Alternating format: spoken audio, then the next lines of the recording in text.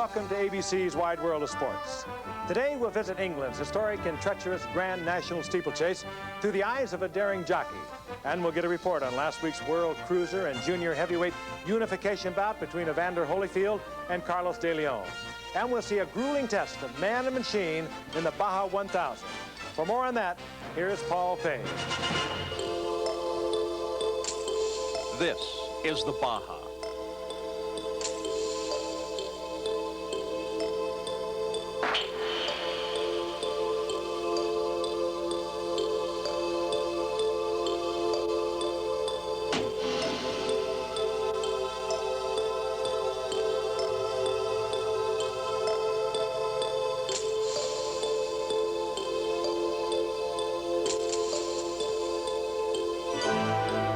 Warriors, men, ready to accept the challenge of one another and of their greater foe, the Baja itself. The dreamers, the designers, the explorers of this age come with their fragile creations. Ready to stand toe-to-toe with nature.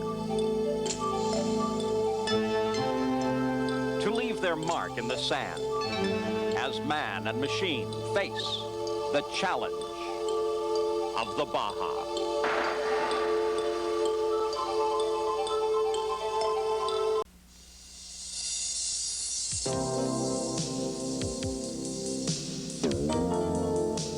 Dawn in the fishing village of Ensenada, and the day is ready for the 20th running of the Baja 1000. It began with the motorcycles at 6:30 in the morning as 22-year-old Garth Sweetland began the run, the first to roll away.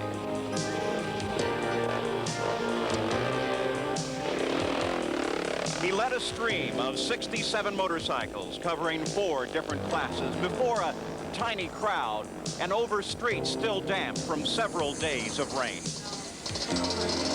One by one, the riders began to roll away. The cycles would go first, then later the four-wheelers. Hello, I'm Paul Page, and the story we have to tell today is one of man and machine against one of the most rugged pieces of real estate in the world, and yet the strangely beautiful Baja Peninsula of Mexico. 29 different categories, a wide variety of vehicles, 304 different competitors leave the starting line in a staggered start. They leave every 30 seconds. Ahead lies over 704 miles, over 1,000 kilometers of some of the roughest road and, in fact, non-road in the world. Now, those who race it say it's tough. But our auto racing expert, Sam Posey, who has, in fact, driven the Baja, will add to that it's mean. Exactly, Paul. I think what you learn here is how to deal with the unexpected. I mean, first of all, there's sudden weather changes out there. The course itself is so complex, it's very easy to get lost, especially during the night. There are many, many different kinds of terrain with which you have to deal. Quite often your machine breaks down, you have to fix it on the spot out in the desert. Communications are terrible, the radios never seem to work up there in the mountains. And lastly, the physical beating the drivers and riders take is so great that by the end of the race, some of them are having hallucinations.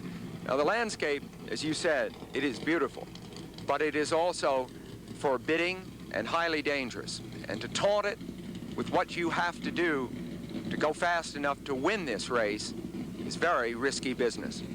If you meet the challenge, and if you're one of the survivors, then hours from now, in the middle of the night, exhausted, you arrive back here in Ensenada.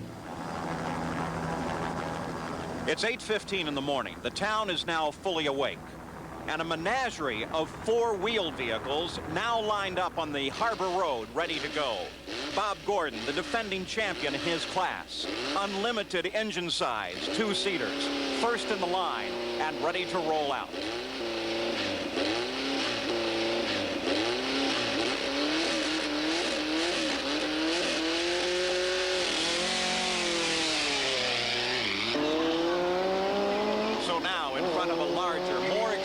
Crowd.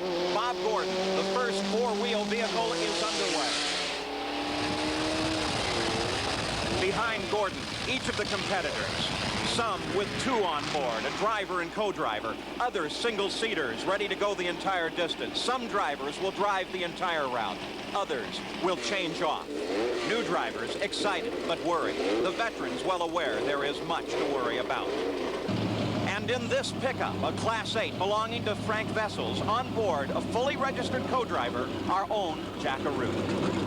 Jack, your thoughts now? Just really, Sam, wanting to get through the start and find out what's out there. What do you think it's going to be like when you first hit that rough terrain? I really don't know.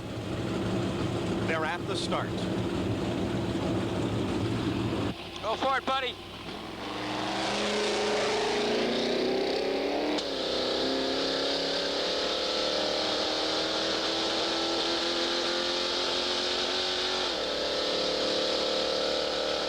On the start here, we're on open pavement. Very, very fast, but we've got a good, smooth ride.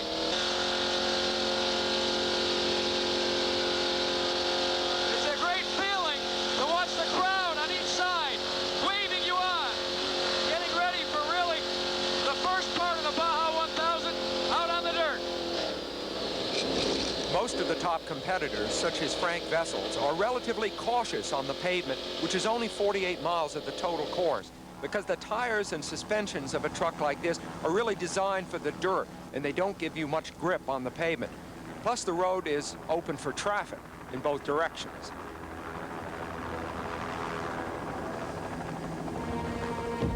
The pavement is a short-lived luxury. The real Baja lies ahead.